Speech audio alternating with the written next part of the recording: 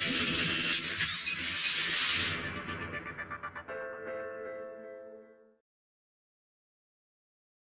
hello everyone. This is Ishan from Quanta team. Just a quick check. If you can hear me clearly, just type yes on your question box.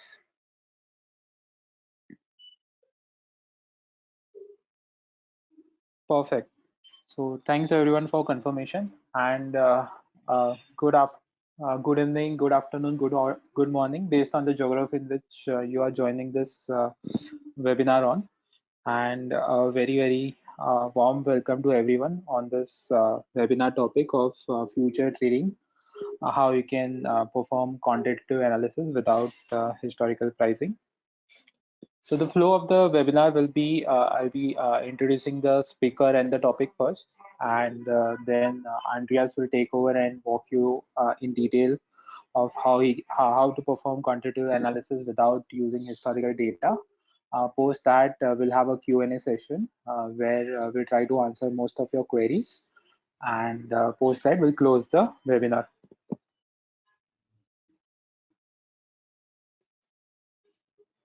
Okay, so if you're new to Contango, so we are a group of traders, coders, and analysts who started initially iRage Capital, which is one of the leading HFT firms in India. And based on that, we found there is not good education which is available in this domain, and that's where we started Contango, and has grown from strength to strength from there on, and with a simple aim of to bridge the gap between the theory and practice in algo trading. So over a period of time, we have developed three products. So the very first product is which we came up with was EPAD, which is a 6 months long program which provides an end-to-end hands-on learning if you want to jumpstart your career in algo trading. Later on, we started Contra, which is self-paced interactive courses, which are specifically for algo and quant trading domain. And the good part is there's a lot of interactivity. So you're not just learning, but you're also practicing while you're learning different concepts. And later on, we started Blue Shift, which allows you to backtest and paper trade and live trade your strategy. So you learn from EPAT and Contra, and it does not stop there. You continue with your system setup and other stuff in your Blue Shift journey. So that's where Blue Shift comes into the picture. So a brief background about me, and then I'll just talk about Andreas. So I initially so I did a cliched way like computer science and finance, and someone told me like if you want to channelize both the things, it's better you go into algo trading, and that's where I started with internship in a startup, and I just got exposure and fascinated by the things which are there on the power and the things which are capable of doing algo and quant trading. And over a period of time, I worked with Merrill Lynch, Barclays, and now I'm heading the research and content team at Contra. And the good part is it allows me to collaborate and work with like-minded and experts like Andreas. So that's where we collaborated with Andreas in creating this course or like futures trading on Contra. And I was positively surprised by seeing how Andreas is able to express and explain complicated topic in a very simple and easy manner in this course. So really hats off to him. And the reason for that is the wealth of experience which he has. And so Andreas started as a hobby trader in 90s, and later on he has worked with as a financial consultant and then in various hedge funds, and currently he's working as a CIO in Aces Asset Management, and he's based out of Zurich in Switzerland. So yeah, that was a very interesting journey, and from his this wealth of experience, today we'll be deep diving into one of the topic, which is how so it was very interesting. So when Andreas shared the topic with me, it was very surprising, like how without historical data, you can come up with a strategy which has some predictive value, right? So typically you have historical data, you apply some quant model on it, and then you backtest it, and then you see, okay, how this is how it works. But without all this, and especially going to futures market, exploiting a particular characteristics of it, like the implied yield and the term structure of it, it's going to be very fascinating. So without wasting much time, over to you, Andreas, and we will looking forward of how to create a strategy without using historical data. Thank you very much for that. One moment, and I will share my presentation. Hang on a second. There we go. Now you should be able to see it. So bear with me, because I am much more used to speaking in front of a large group of people rather than speaking to a computer that claims that a lot of people are listening. But I'll trust the computer in this case.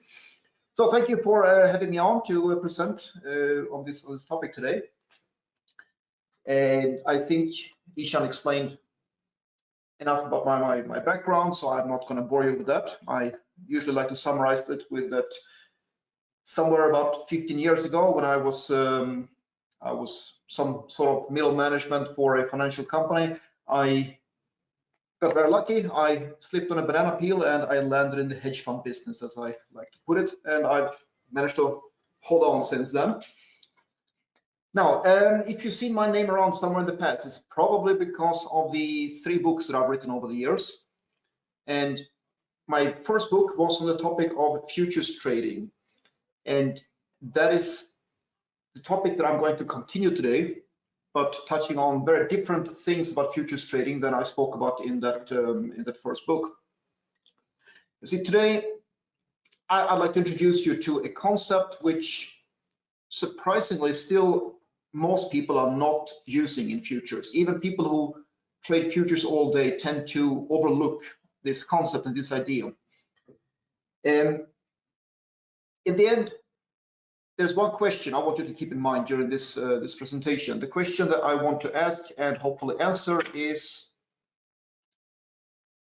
there we go, is this: can we construct a quant trading model without using time series data, without fundamental data, without macro data? And to make it even more interesting, I will also refrain from using stop loss, profit targets, or indicators. So we're going to throw out all the usual things.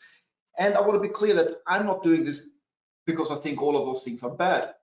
I'm doing this to demonstrate the value of an aspect of futures trading which is often overlooked. So the outline of today's talk, which will last approximately 40 minutes, is this. First, I'm going to talk a bit about futures mechanics in general.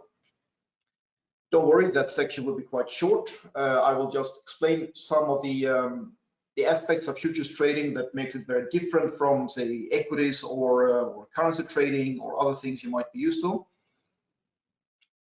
From there, I will introduce a concept called term structure, explain what this is in case you have not been familiarized with that in the past. Term structure causes some problems that I will hopefully explain. Then we'll look at what kind of opportunities might be created from the existence of this term structure concept. And once I hopefully manage to convince you about that, well, then we have a need to measure, that is to quantify the term structure so that we can construct trading models and test if it really has some values. I am very much of the opinion that if something cannot be properly tested, then it's probably not terribly useful, because if you cannot test it, if you can't quantify it, then you cannot know for sure if it's something that could create value or not. So having said that, let's start by looking at the basics of futures and what they can do for us. The first thing you need to keep in mind when you're dealing with futures is that futures trading is very much a zero-sum game. You could claim that perhaps with equities or something else, but with other asset classes, it's more philosophical. Equities, well, there's still value being created in the company. It's completely possible that everybody involved involved in the stock ends up gaining money. With futures trading, not so much.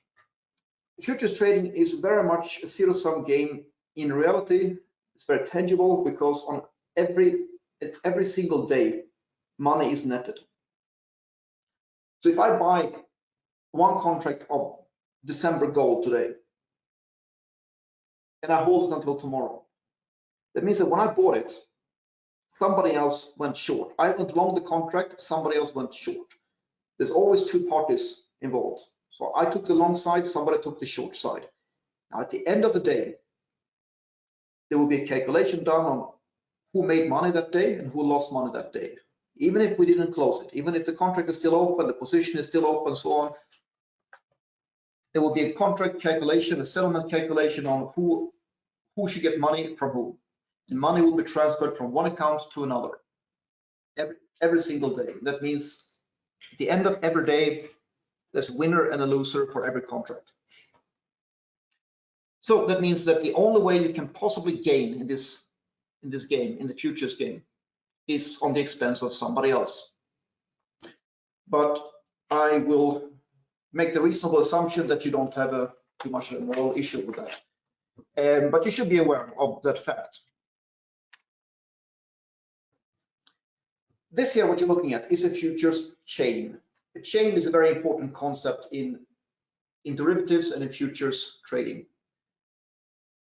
So when you're dealing with something like stocks or currencies, it's not much of a guessing game about what exactly you should trade. If you want to buy shares in Tesla, you buy shares in Tesla. It's not like you have 20 different Tesla shares to pick from. In the futures world, you always have many different contracts trading at the same time. This is called a chain. So this is a snapshot of which contracts were traded at the time I took this screenshot, which deliveries were open. You can take a position in any one of them, and each one expires at a different month. And we can see here in the first column when each contract expires. The second column shows your price. It says last year, the last paid price. The really important thing here to notice is that they are different. It might not look big, but the prices are not the same. And this is a key thing which we will be looking at today, the price difference for the different deliverables, different months. We see the first one here, November 2019 contract was last paid 1473 spot 3. But if you go up to December 2020, there was 1503 spot 2. So this makes a big difference over time, and how much we will look at in a moment. The last two columns there show measurement of activity or liquidity. Volume is something that I'm sure you're used to in whatever asset class you're used to trading. If I make a trade right now, if I buy one contract, the volume will tick up by 1 for that delivery. Open interest might be new to you. That's an important one. Open interest tells you how many active contracts there are at the moment. So if I buy one contract right now, meaning somebody went short the same contract, open interest ticks up by 1. If I sell the contract 20 minutes later, so I exit, I sell to close my contract, the open interest will tick down by 1. So it shows how many actively open contracts in each. And as you see here, one contract has overwhelming amount of activity, and that is the case most of the time.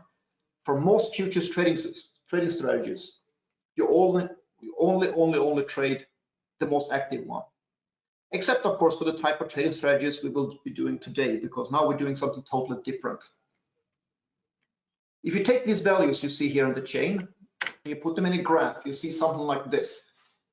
This is called a term structure graph or curve. This just shows you the delivery dates, so that means the expiry times on one axis and the price on the other. Throughout this presentation, you will see a whole bunch of these type of term structure curves, and I will explain in detail what the implications of them are.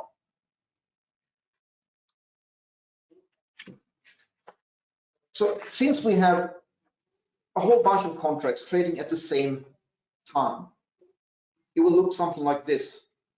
if you will plot all of them. You see that each one here, we're looking at coffee markets, different deliveries. They have an extremely high correlation to each other. They go up and down on the same day, but they're not the same. And as you see here, the prices, the gap between the prices can increase or decrease. Now, you might think that they're close enough, so who cares? But, well, if you studied finance or if you've been trading for a while, you should know that small differences in price can really make a big difference in terms of profits or losses in finance.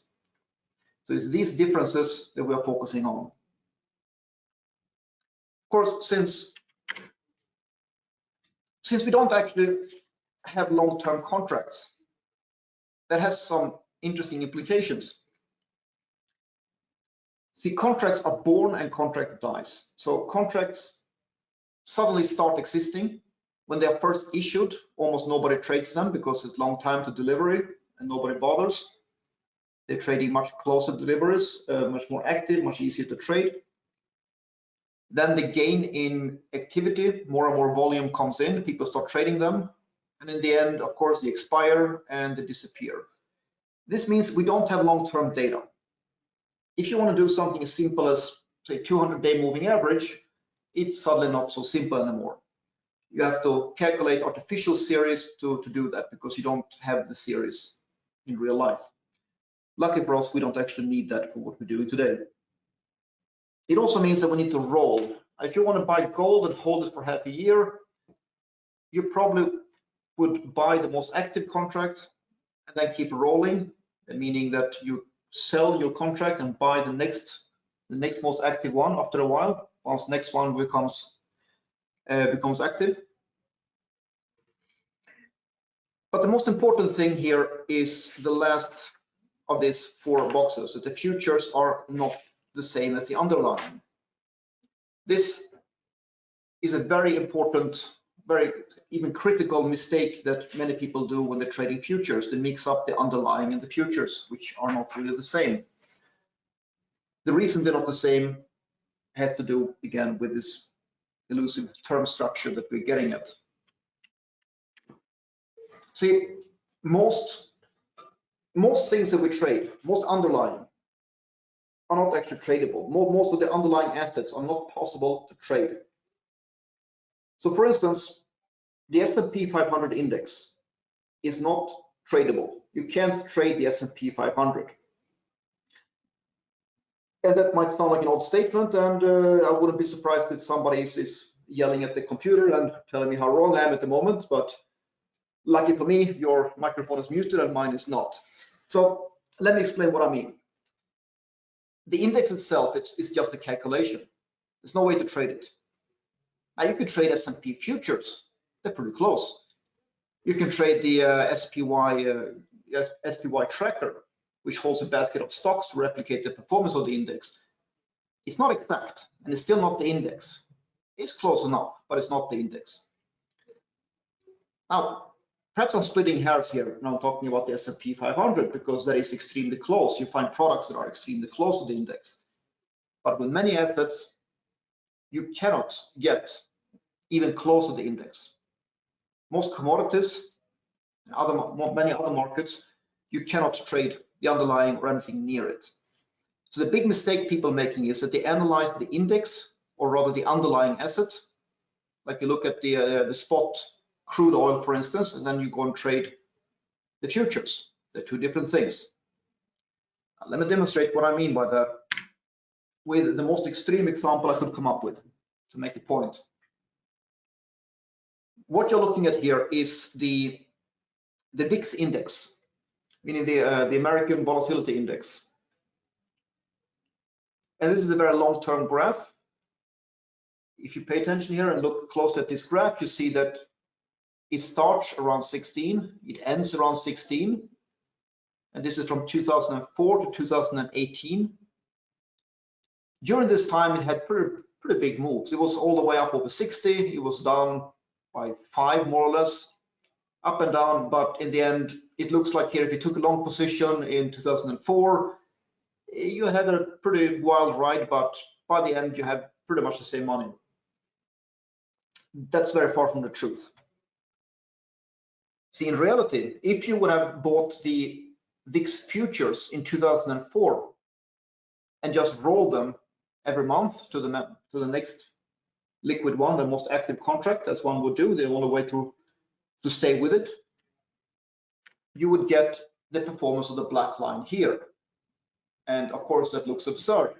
I'll help you with the math. You would have lost over 95% of your money, while the index was at pretty much the same levels the whole time. Well, not the whole time, but from the beginning to the end, it started and ended at about the same value, and you would have lost 95% of your money. This is the effect of term structure, and this is exactly what we are dealing with here today. Overlooking term structure can have very large implications on your bottom line, both positive and negative. So having hopefully made the point that term structure, whatever it is, actually matters, I think it's time to explain what it actually is. Here's a school book example of term structure. Here you're looking at two graphs. One is of the Arabica coffee market, the other one of the lumber market. On the Arabica coffee, you see that for each different delivery, the price is a little bit more expensive. Now, keep in mind here, what the graph shows you is price on one axis, expiry date on the other, and each dot represents current price for a different deliverable of the same market. So we're looking at the March coffee, we're looking at the June coffee, September coffee, and so on. Each one goes a little bit higher.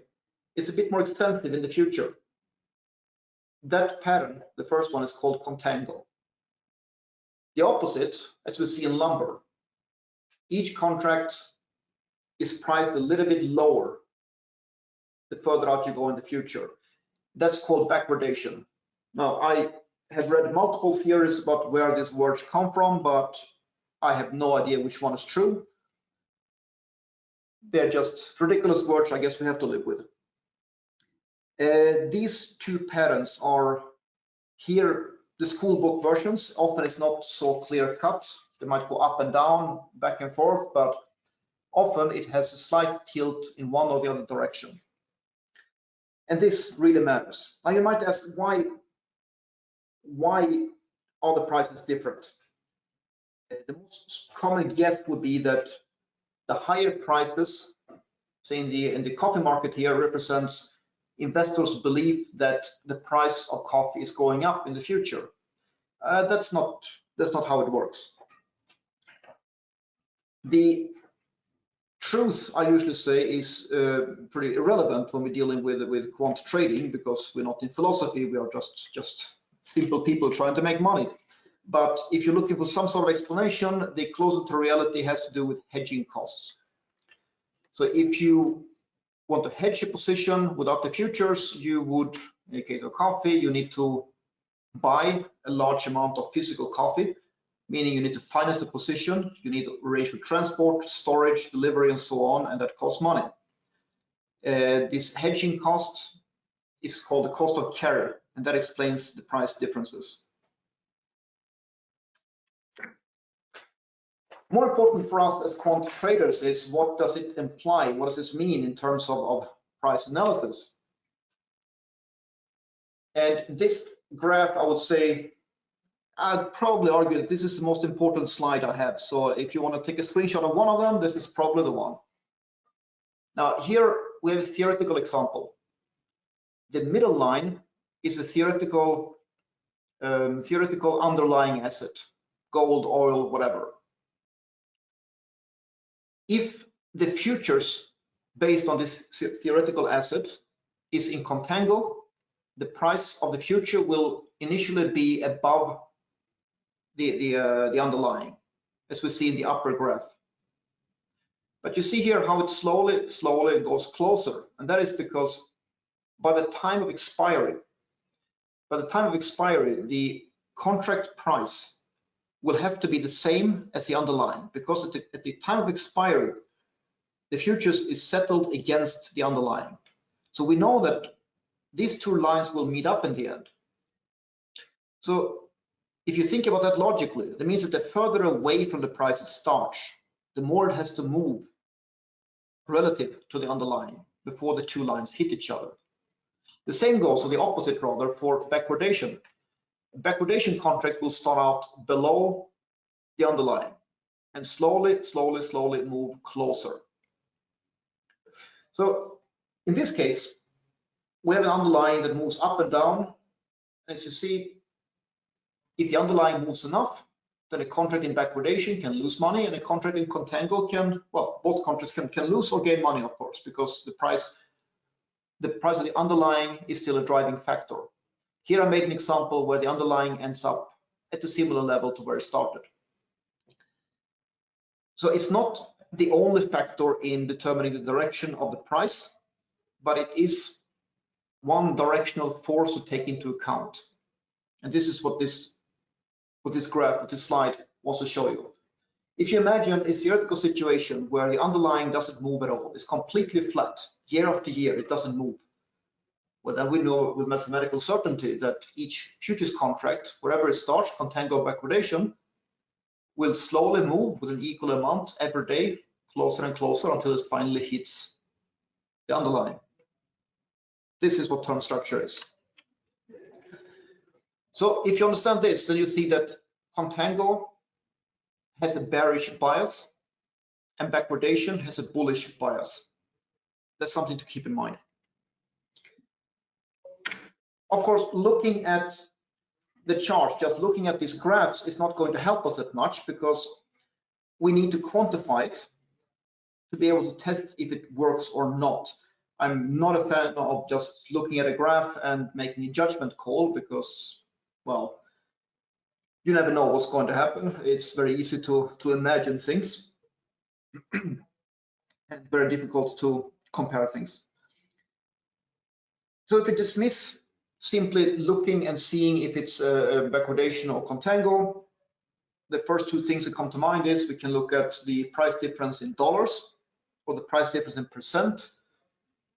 Neither is going to work that much because those numbers are not comparable across markets, across, well, anything really.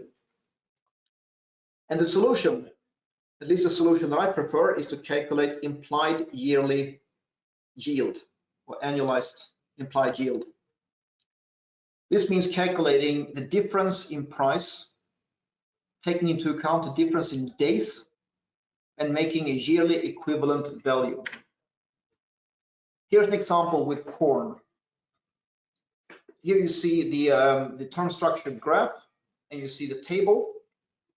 So we look at the price difference of each contract compared to the first contract. We're looking at how many days difference in the expiry. And based on that, we can annualize the number and end up with a yearly equivalent number. Now we can compare that across other markets. We can compare the implied yield in corn to the implied yield in palladium, for instance, on an equal basis. I also included here a table with open interest because I wanted to make the point that liquidity greatly decreases further out on the curve. So when you implement this type of strategies, you need to be very careful with liquidity, especially if you have a large trading portfolio. So it is after all a quant speech, so here is the obligatory formula. It's a very complicated one. I'm sure you've seen this one in high school economics. How do we annualize a number? Well, in this case, we take the price of contract 0 divided by the price of contract 1, raise it to the power of 365 divided by the date difference, take away 1, and now you have your annualized number. So, such a simple thing. Doing this requires no time series at all, as I said, merely a snapshot of current last traded data. But of course, I did promise you that we should make some sort of attempt to test this, to trade this. So let's construct the first trading model. I will show you a couple of different ways we could trade this phenomenon. The hypothesis that we're testing here with these trading models is whether or not there is a predictive directional value in the implied yield. Keep in mind that I'm not trying to show you some sort of super model that you should go and mortgage your house and steal your parents' money and go and invest in this model. This is not meant to be a production model. It's not meant to be something that you run out on trade. It's meant to demonstrate the value of using implied yield as an input. I will show you that it works quite well by itself, but of course the really interesting part might come if you experiment yourself further and see if you can combine it with whatever analytics you prefer that you use for other things as well. First model will look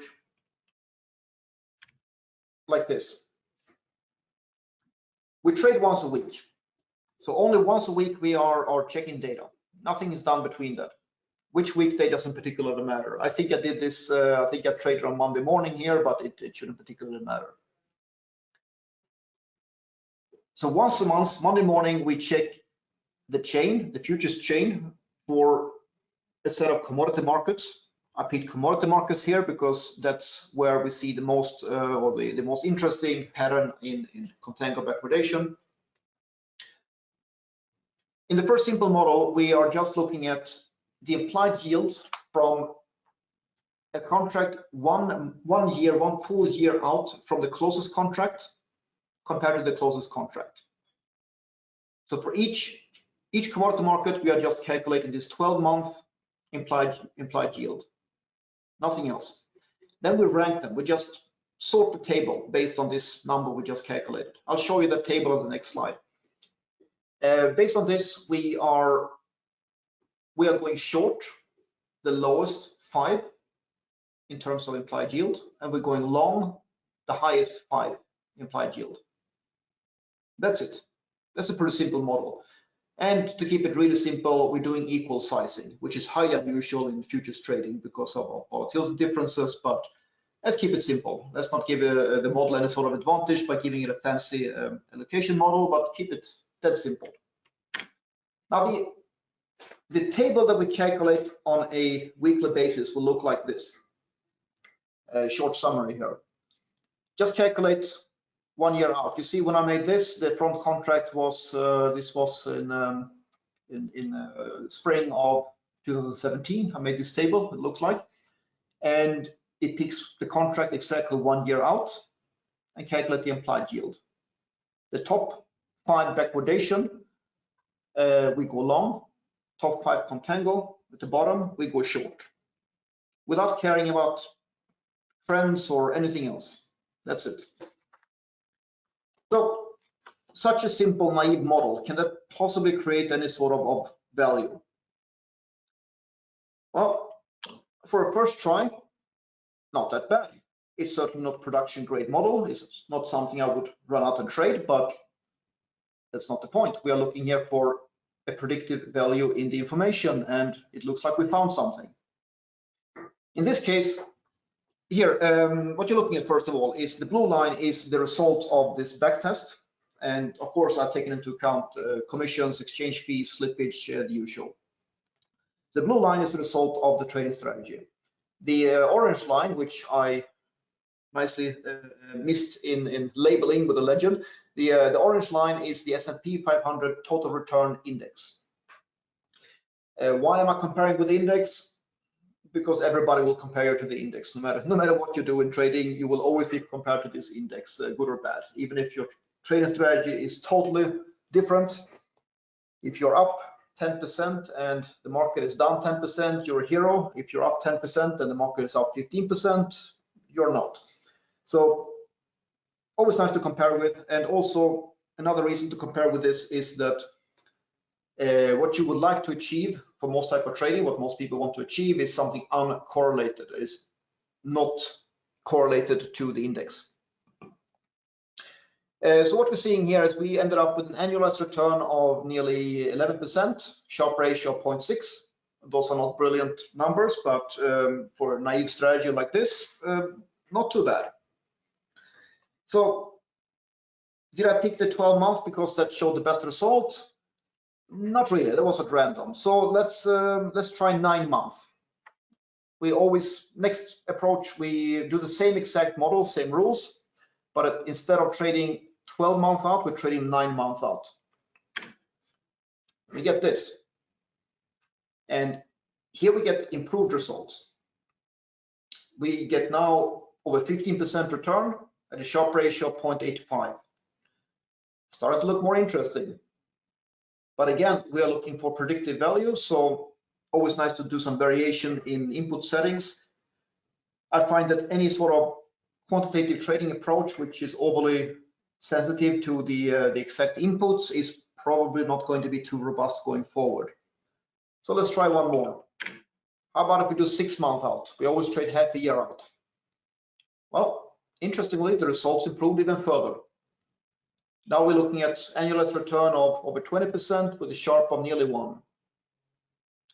If, by the way, you think that an annualized return over time of 20% is too low to bother with, then you're in the wrong business. You probably find better also the casino in that case. Just like to remember, you should remember that some of the very best in this business, some of the true legends of this business became multi-billionaires by their ability to compound at about 20% a year.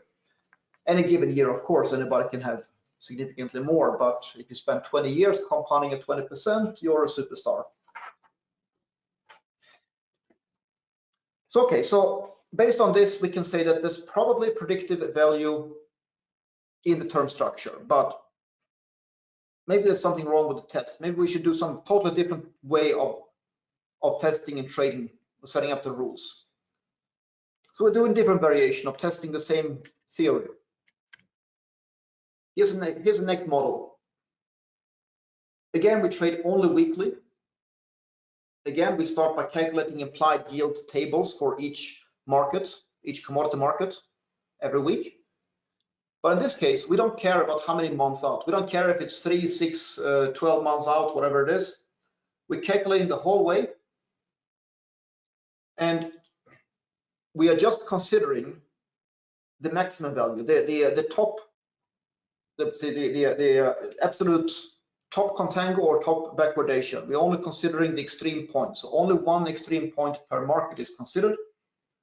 And we pick the highest. So if the implied yield tends to be if it was 1 week the highest in the contract 3 months out, we take that. If it's 12 months out, we take that. And we set a limit here on, we can only trade if it's 15% plus or minus. If you have a 15% negative annualized yield, we go short. If it's 15% positive annualized yield, we go long. Again, there's no stops, and no targets, no indicators, and no history of any kind. Just this. The table calculated would be something like this. It's very similar to what you saw before. Here it's a gas oil market. We calculate the implied yield for the entire curve. We find, well, you can see here there are 2 points that could be of interest. We have the August 2020 and the June 2020. But the June contract has a higher implied yield, so that's the only one we consider for this model. In this case, for this week, we would go long the June contract. And again, we hold it for 1 week. Next week, we take whatever has the highest yield done. Now, the result of this, well, gets a little bit on the silly side, because now we're starting to get, mostly because of 2008, we get pretty high returns. Now we have an annualized return of 30% with a Sharpe of 0.98. That's the highest numbers we saw so far. Of course, keep in mind that we are seeing volatility here of 32%, which is a bit on the high side. Now, one potential problem with this approach you're looking at now is, since we are requiring this 15%, and if you look in detail, or if you are experienced, or you look empirically, you know that 15% contango is very common. 15% backwardation is much less common. Meaning that a model like this with symmetric requirements is 15% on both sides will probably end up having too many contango positions, too few backwardation. We have too many shorts, not enough longs. So let's balance it.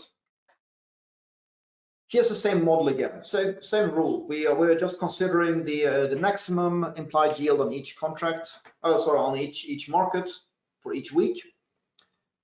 And the requirement is 15% minimum contango and 0% backwardation. Yeah, you see that the annualized return went down to 20%, but we also cut the volatility in half, so we got a much higher Sharpe ratio, which is, for most people in the world, at least on the professional side, a preferable scenario. Sharpe ratio 1.2 on a futures model is, well, if you realize that, you have a very good model. That's a very profitable model if you can make that into real result on a proper size portfolio. So how do all these things compare? How do they stack up if we compare them to each other? Well, we're looking at this.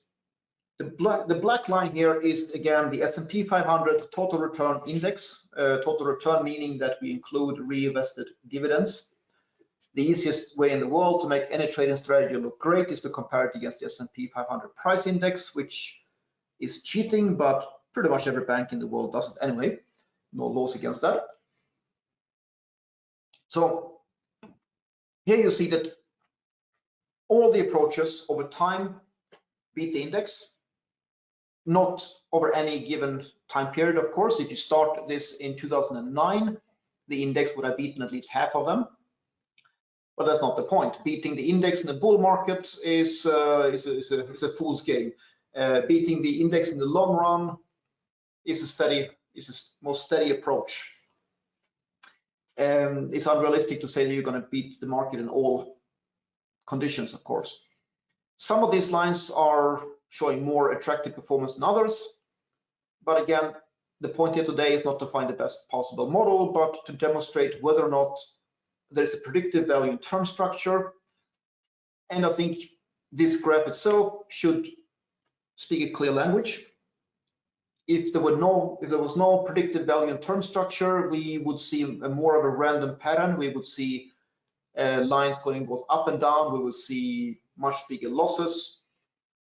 There seems to be some value here. That's the point I'm trying to make. So what can we do with this? Oh, brief summary first. What we have achieved here today so far is a trading model, arguably a quantitative trading model with no stops, no targets, no indicators, no fundamentals, no time series, none of the usual things. And we're still seeing reasonably attractive results. It's not the most, well, it hasn't been tested for robustness in any way, but the first step in the explorative phase of building a trading model is about what we're doing at the moment, testing it as any sort of long-term value. And that we seem to have. So this shows that just having a snapshot of current data without anything else can give you an edge. What you should take away from this is, well, look for ways to expand your toolkit. Try to use alternative ways of finding value and finding different ways, uncorrelated ways. And this is the big value really, is that with this type of methods, with this type of inputs, we can build approaches that are not similar to other more common things, and we can build more attractive investment products. Whether you trade for yourself or trade for clients, you can find something that can enhance existing models and create, say, a better risk-adjusted return over time. So what can we do with this? Well, if we now establish that there is predictive value, we have a directional force. You need to understand that it's one force out of many. Sometimes it's a dominating force and sometimes it's not. That's why we measure it. That's why we have to find a way to measure and see if it matters or not in the context. Now, in this model so far, I have used the term structure as the only input and nothing else. That's highly unusual, especially implementing such a model is somewhat unusual. And there are no safeguards of any kind, no stops and so on. The position sizing, the risk allocation methodology is well, it's a hip shot basically, since everything is equal sized. There's no thought given to that at all. So what I'm saying basically is that if you understand and accept the fact that there is a value in this, what you could now do is take this approach and try to implement this as one input into models that do other things, whatever you're used to doing. If you're whether you're a mean reversion based trader or a directional trend based trader, implementing the term structure could help you both pick the most optimal contract. You can select which contract would be the biggest value for you to trade, or you can use it as a directional input to get further further value and further higher probability of being correct in your trades. So in this presentation, I have tried to give enough information for you to be able to replicate it, because I'm also very much of the opinion that you shouldn't take anybody's word for it. I've explained the phenomenon to you, and I've explained how you can test this yourself. And that's what I would recommend you to do. If this is something that could interest you, then get the data, get a back tester, try it out, and see what it can do for you. By that, I think I'm pretty much done. So I will thank you very much for listening. Thank you very much for listening, and I will hand over the floor for questions. Thank you very much. Yeah, thanks, Andreas, for such a beautiful presentation, and I think it's indeed worth pursuing further and modifying that. And yeah, that's very much helpful. We can start the Q&A session. So if you have any questions, you can post on the question box, and we'll pick from that and start asking Andreas on that. Okay. So the first question is. He says very much thank you for this lovely presentation, and the question is, how do you model the exit? So you said there are no stops, but is there a scope for modeling exit in this strategy? In this strategy, and again, I'm not repeating myself, but this is quite on purpose a naive strategy that purposely lacks items that you might want to include in a live model. If you want to improve on this and trade yourself, you want to do it differently, I would guess. But what my backtest here does is every week we pick a new portfolio, meaning that we exit whatever we did last week. We exit Monday morning, we close all positions, and now we look at these tables, the implied yield tables, and we start a new portfolio every week. That means that every time we enter a position, we hold it for a week. That's it. Okay, thank you. Um, there are some cheers from Argentina for this presentation. Okay, there's one question is, what is the role of diversification in futures market, and does this strategy require proper diversification? The big advantage with futures, in my view, is the potential for diversification. When you trade stocks, no matter how much you diversify, you will hold a lot of beta, meaning that stocks tend to move up and down more or less at the same time. You can have better stocks and worse stocks, but when things really go bad, well, the correlation starts approaching one real quick. In the futures world, you have the potential for extreme diversification because you have so many different things you can trade the same way. For this particular strategy, you are somewhat diversified because you have longs and shorts, and they're all in commodity. I would not say that commodities are necessarily strongly correlating to each other. The diversification here in these demo models consists of holding, well, usually about 10 positions, 5 long and 5 short, which is not in any way extreme diversification, but again, this demo model, you can expand this concept.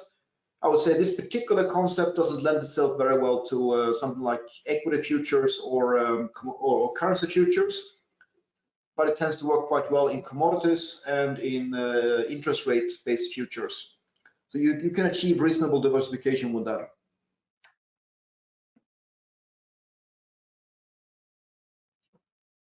Perfect. The next question is on the liquidity side. So in the strategy which was presented, there was like you're considering contracts which are say 12 months out. Mhm. So how much slippage and other impact will have on such illiquid contract, and are there like a lot of such contracts which trade 12 months out with sufficient liquidity?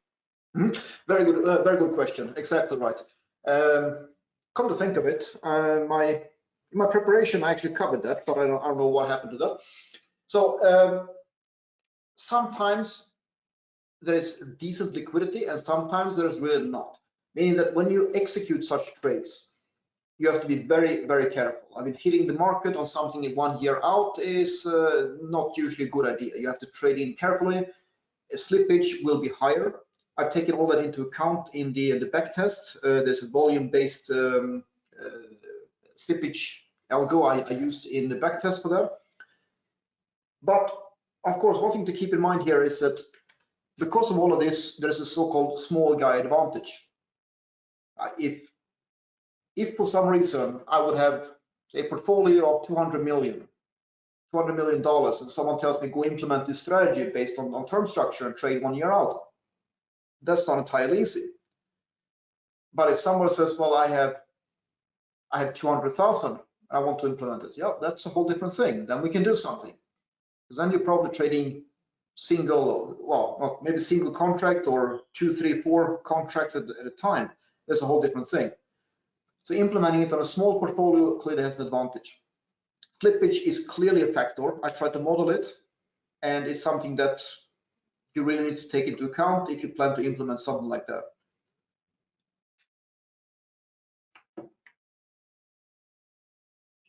Okay, yeah, indeed. I think this can make or break the assumption. So yeah, so it's always better to model on higher side so that you're not caught by surprise.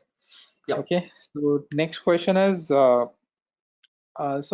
covered about term structure.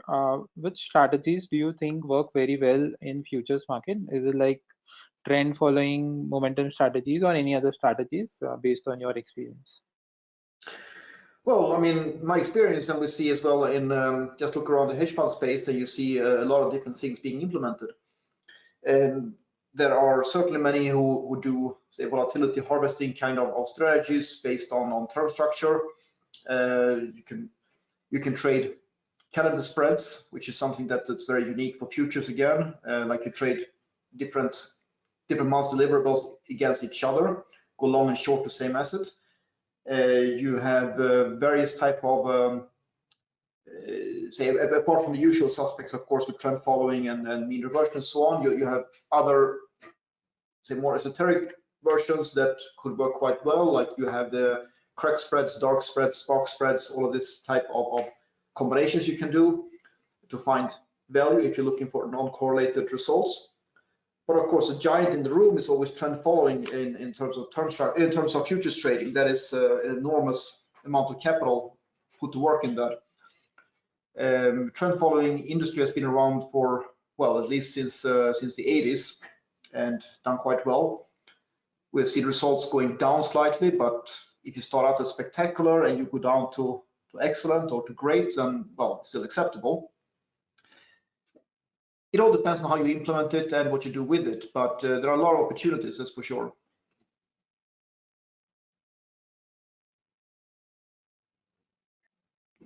Yeah, indeed, and yeah, it's actually beautifully covered in the course as well. So how diversification is very much there in futures market and not there in say equities market. So yeah, you can take advantage of diversification thoroughly in futures market, irrespective of the strategy which you want to deploy. Okay, next question. So there are a lot of questions which are more oriented on starting points. So there is a question like.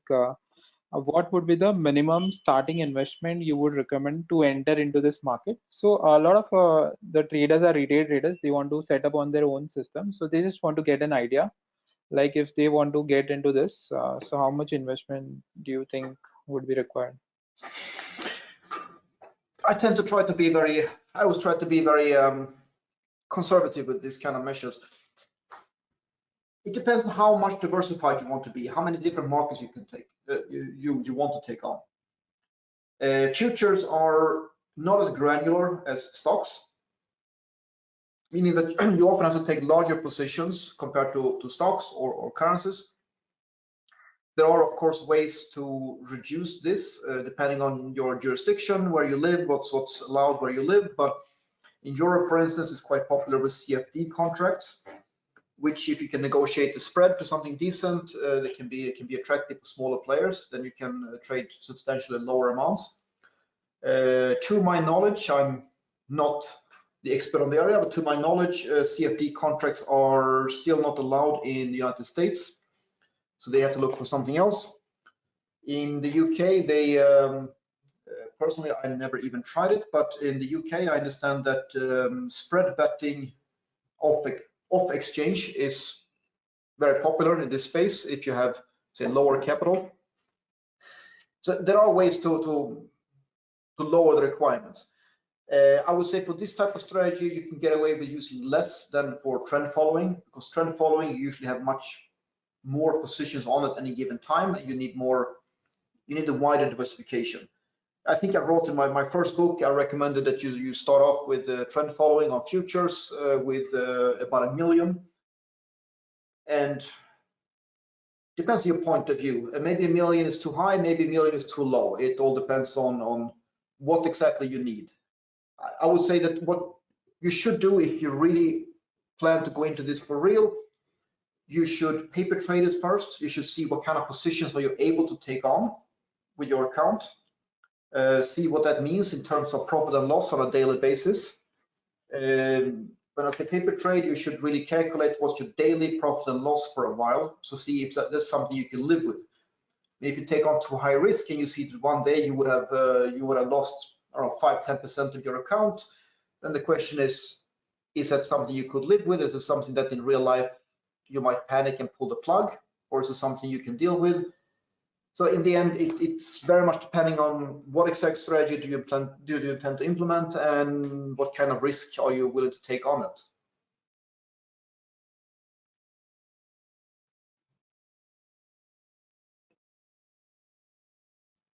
Right, it's a pretty subjective thing, but yeah, you can simply, I think, start by knowing the concepts and how much assets you want in your portfolio, and back calculate the investments which is required, and always have a buffer capital in case if something goes wrong.